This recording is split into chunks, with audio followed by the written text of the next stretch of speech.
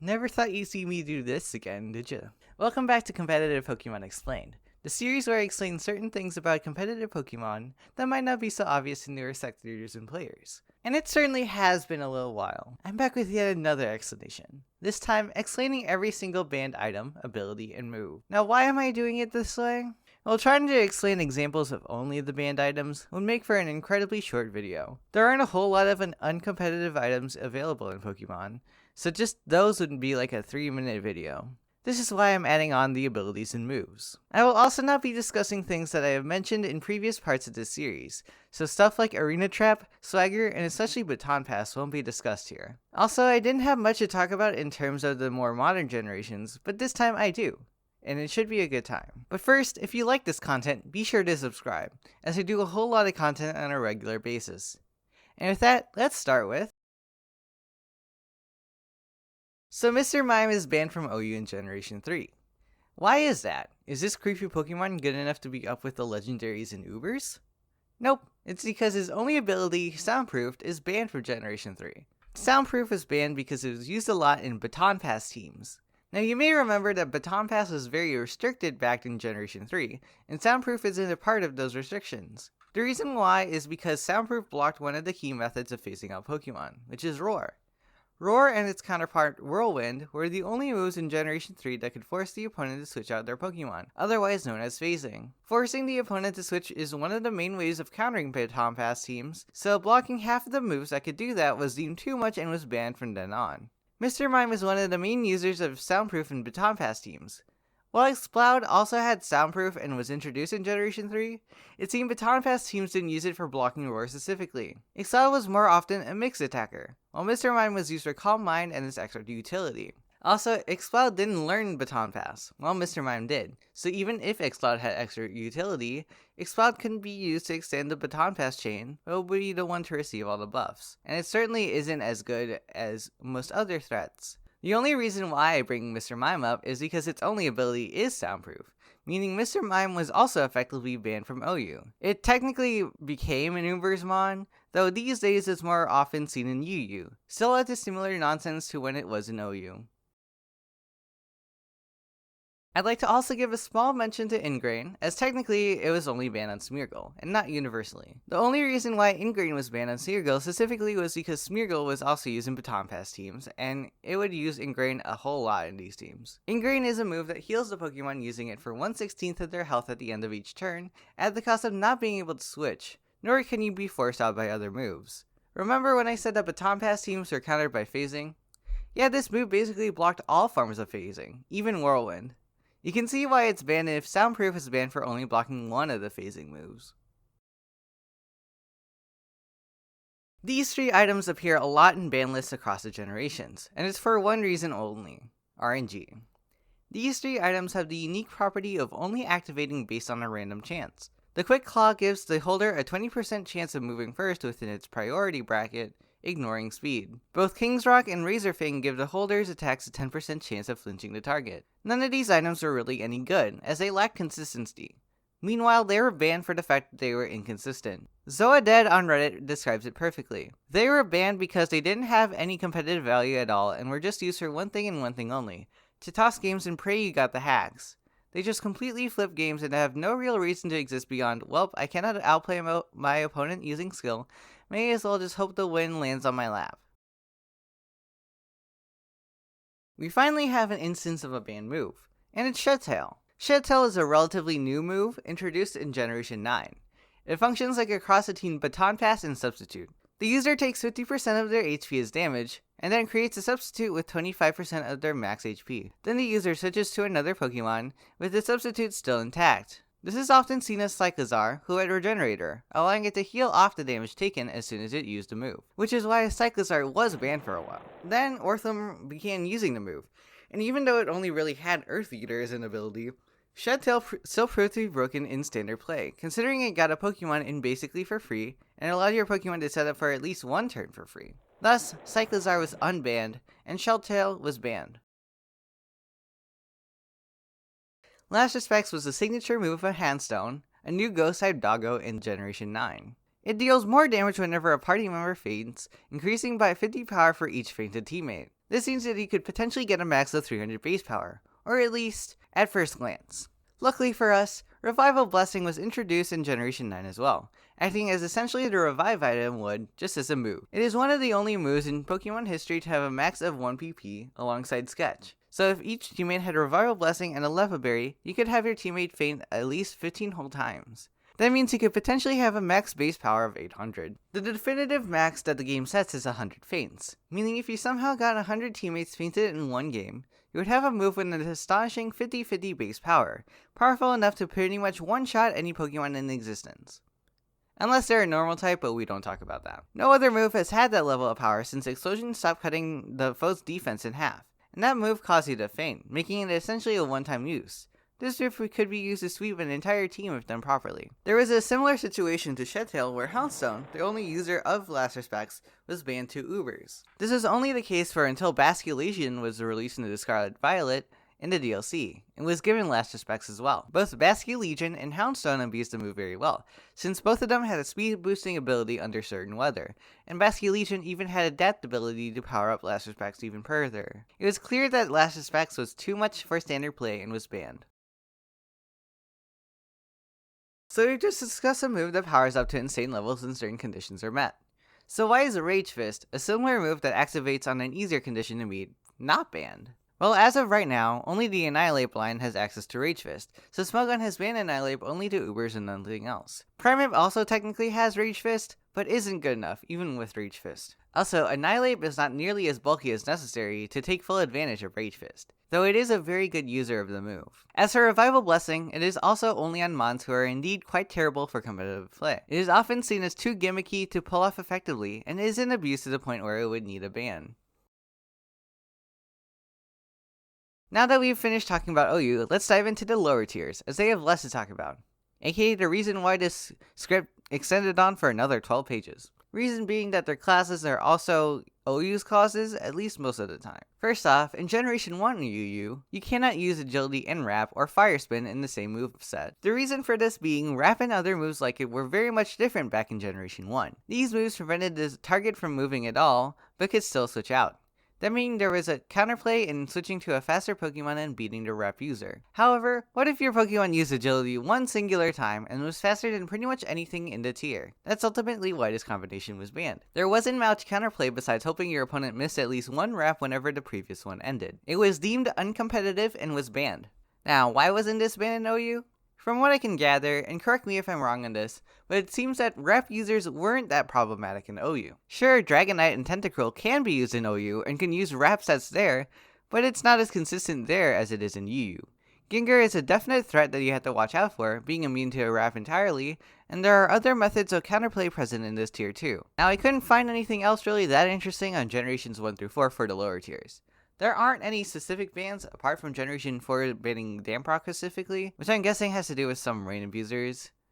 Listen, Generation 4 ZU is something that I didn't even know existed up until doing research for this video, so if anyone in the comments knows anything about that Damprock ban, you get an automatic pinned comment.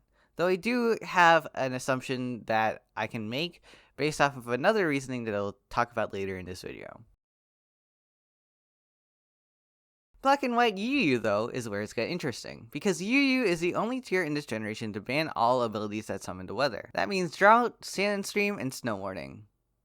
Wait a minute, where's Drizzle? Yeah, so they banned everything else except Drizzle. I was initially confused by this, but after asking some people in the Discord, it turns out there were never any Drizzle users that dropped to the lower tiers in the first place. Politoed is in OU, and Kyogre is in Ubers. Pelipper didn't have Drizzle yet, as it got the ability in Generation 7, so those are the only ones that could have Drizzle in the tiers. Thus, there was no need to ban it in UU and below, since there were no options that had Drizzle anyway. I also asked about Assist and Copycat being banned with Prankster, and it came down to those two moves being used for Roar Cheese. Roar is normally a negative priority move, and cannot normally be increased in priority through Prankster. However, when called through moves like Assist and Copycat, its original priority is ignored, and Assist and Copycat have normal priority. Prankster makes all normal priority status moves +1 priority, so Roar when called through those moves would have extra priority.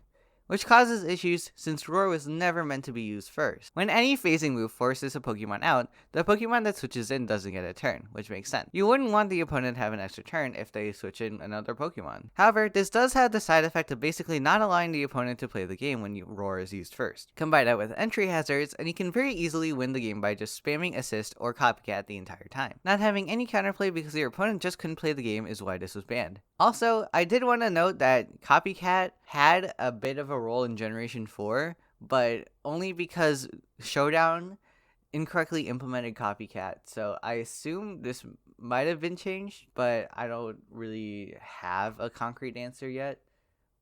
But just to let you know in the comments, I do know about the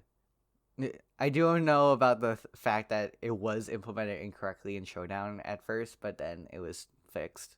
That's not all though, as Black and White RU banned Shell Smash and Baton Pass being used together, which was dubbed Smash Pass. Smash Pass is banned because of similar reasons to why Baton Pass is banned pretty much everywhere else. Shell Smash is a move that boosted attack, special attack, and speed by 2 stages, while lowering defense and special defense by 1. Though this can be mitigated by a White Herb. Being able to set this amount of boost up in one turn, and then being able to pass it on the next turn, was deemed too powerful, especially for rarely used, where the power level was very low. Black and White isn't the only generation to ban weather-inducing abilities, as X and Y banned both Drought and Drizzle as well, specifically for the lower tiers. Many of the lower tiers have Pokemon that become absolutely broken in these weathers, namely threats like Kingdra and Ludicolo in the rain, and Venusaur for the sun.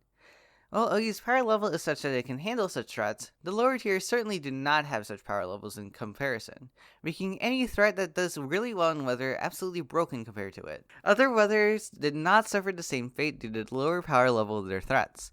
Pokemon like Stoutland and Slashes, who do well in the sand, lose hard to the rain and sun, and Hail barely had any threats in this generation. Keep in mind that Slush Rush, the main threatening ability in Hail, didn't exist in Generation 6. It was introduced in a generation afterwards. So no Hail abuse, which is why it wasn't banned, and Sand lost hard to the rain and sun, so it wasn't banned either. A similar thing happened in Sun and Moon, where Drizzle and Drought were banned in the lower tiers. However, this ban is specific to UU and PU, as RU and NU don't have such a ban, at least from what the Smogon pages showed me. Both Drought and Drizzle were banned due to the respective weathers they set up, and how well the Pokemon of the tiers could abuse Sun and Rain. Venusaur again, and Houndoom are examples of Pokemon who did really well in the sun, while Pokemon like Kingdra again, and Manectric abused the hell out of the rain. OU, again, never had a problem with weather, since they had walls like Toxapex to keep them in check, but UU's power level was such that those weathers were too powerful to keep around. Then we have the ban on specific Z crystals, namely Munium Z for UU, and Communium Z for both UU and RU. While I don't have the most experience on these Z moves and why they're banned, my best guess for the reasoning for their bans was that Communium Z, or more accurately, Klinger's Soul Blaze, gave Kamo-O a boost to all of its stats, while simultaneously having a powerful 185 base power, meaning it did a whole lot of damage while guaranteeing an Omni boost. Normally, moves that have an Omni boost only have a small chance of providing the boost or have a downside, like no retreat. However, this boost is guaranteed and has 0 drawbacks. And it's on Kamo-O, a very powerful Pokemon. Now, why is Communium Z banned in UU and RU, even though the Pokemon that can use it is in OU right now? For a time, Kamo-O fell to UU, and it was absolutely busting up a storm in there. Klinger's Soul Base didn't help, and was absolutely too strong for the tier. Thus, it, and alongside its Z Crystal, was banned in UU and RU. Munium Z also has 185 base power, and summons Psychic Terrain after use. Terrains are a huge part of Generation 7, and automatically setting up one of the best ones for Mew, as well as dealing a large amount of damage was just too much for the tier. Both of these Z-moons were banned for how strong they were, as well as their powerful secondary effects. Aurora Veil was also banned in RU and PU, and presumably NU, because of the way it enabled setup sweepers. Aurora Veil acted as a one-move Reflect and Light Screen, having the damage from both sides for 5 turns. The move only worked while in Hail, but RU and PU had Abomasnow, who could very easily set up Hail. Since these setup sweepers weren't taking as much damage thanks to Hail, they could afford to sweep in front of a threat and win the battle there. It was deemed too broken, and Aurora Veil was swiftly banned. Generation 8's lower tiers have a whole lot of bans, starting with Light Clay in UU, RU, and PU. The reason why is that there are way too many abusers of screens, or Reflect, Light Screen, and Aurora Veil, that banning one of the screen users wouldn't solve the issue. And while banning the moves that set up screens certainly were on the table, the screens themselves weren't the one causing issues. 5 turns worth of screens isn't overpowered on its own, since it just isn't enough turns to set up and cause enough damage to the enemy team. 8 turns, however, is enough to switch in, set up for 2 turns, and then sweep over a majority of the enemy's team, leaving just one Pokemon. Thus, Light Clay was banned instead, since it was the reason screens could last for 8 turns. PU also has an interesting list of bans, specifically abilities. Drizzle and Drought were banned here once again, because it was banned in NU as well. Since all of the bans from the higher tiers carry over to the lower tiers, PU banned Drizzle and Drought for the same reason NU banned them. Power Construct was also banned in this tier. Now, why is Power Construct banned here of all places, and not anywhere like OU? I initially assumed it was because Zygarde 10% dropped to PU at one point, but the ban reason is much less interesting, as Power Construct was banned all the way in OU in this generation. Since again, bans carry over to the lower tiers, PU also banned Power Construct. I just found this weird since only the PU page for Generation 8 lists this ability being banned for some reason. If it changes in the future, I'm gonna look like such an idiot, but it wasn't there when I looked for this video. Finally, Sludge Rush was banned in PU as well for similar reasons. Generation 8 ZU, though somewhat unofficial, also has some bans, funnily enough, with a ban for the items Damp Rock and Grassy Seed. The simplest answer for both of these was that certain abilities would become too overpowered for the tier if those items were also given. Damp Rock allowed the rain to stay up for 8 whole turns, which allowed rain teams to sweep over entire team, potentially only having to set up the weather once. Grassy Seed, meanwhile, made any Grassy Surge user, or even a teammate of a Pokemon with Grassy Surge, bulky to the point of being too much for the low power level of the tier.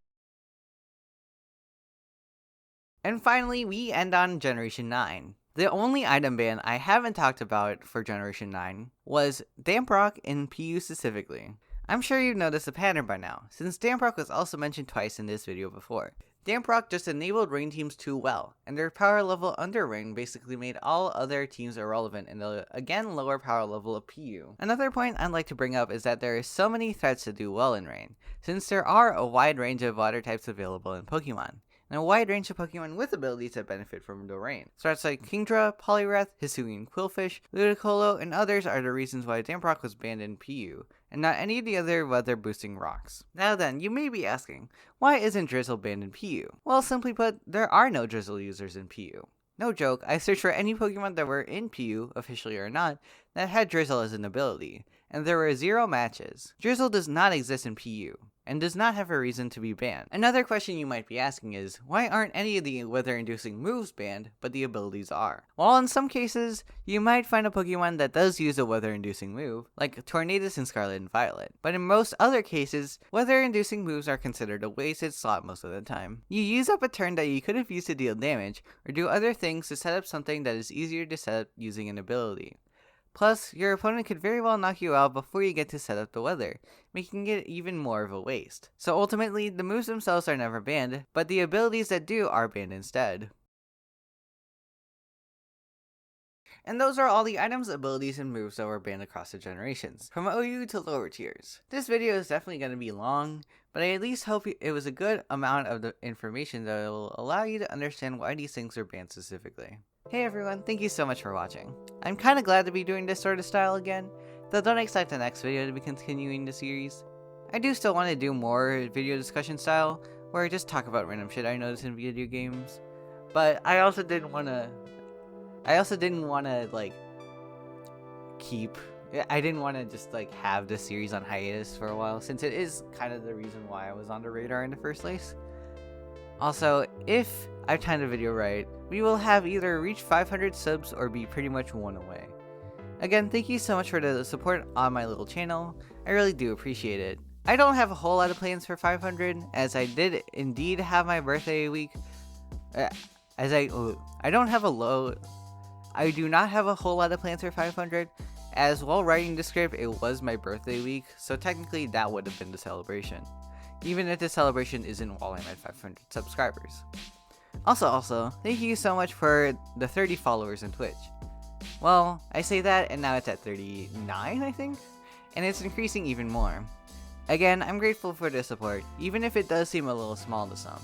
This content creation biz is a really great opportunity to have, and I'm glad to be able to share it with people. I have nothing else really to say, so with that, I will see you all in the next one.